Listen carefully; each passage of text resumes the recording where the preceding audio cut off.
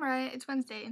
So to answer your question about my vegetarianism test, I failed spectacularly. That pretty much ended at this pizza place called Hot Lips, and they had their pepperoni pizza and it was just too delicious. And I was like, oh, I must have you, and I just failed. So I might be trying that again.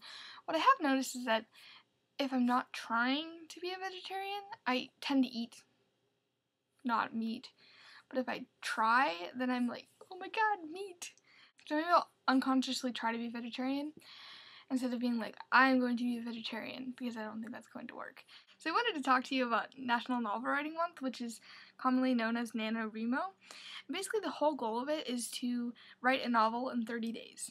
And by writing a novel, I mean writing 50,000 words of a potential novel that you could somehow edit in the future to make it an actual novel. I've done this twice. This will be my third year this year, and I'm hoping that my novel doesn't suck so much this year. The past 2 years, I've kind of been more of just experimenting as far as what I want to write. I've written a novel based on general life, and that was boring. I've written a novel based on general life plus a little bit of science fiction, and that was boring. So I figured for my third novel, I'd go totally science fiction because that's what I enjoy, and I might as well try. It's about time travel and stuff like that. It's pretty awesome.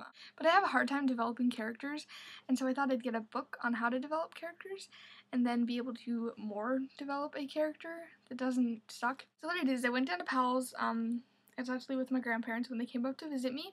I got this book called What Would Your Character Do?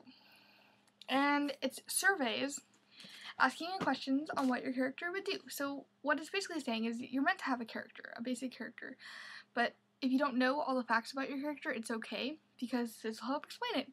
For example, it drops your character in 30 different situations, and you don't have to use all of them, but it's cool if you do. For example, a boring day.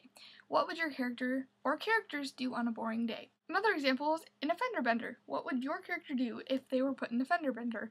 Or if they were in a moment of high drama? I've actually done this one. In the little excerpt I wrote, my characters are being chased by an unknown beast and they have to jump off a cliff. And one of them is like, oh no, we're going to die. And the other one's like, well, we're going to die, but we'll die either way.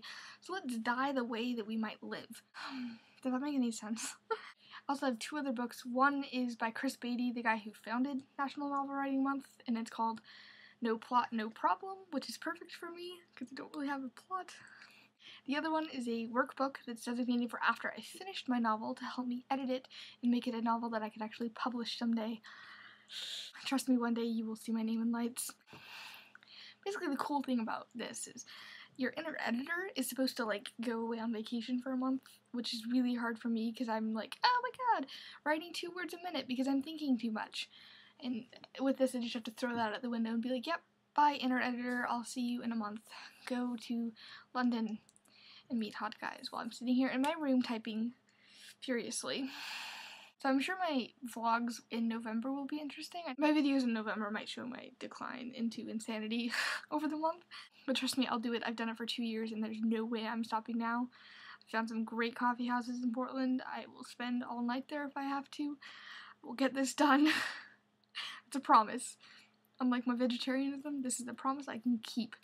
So Mariah, I will see you on Friday.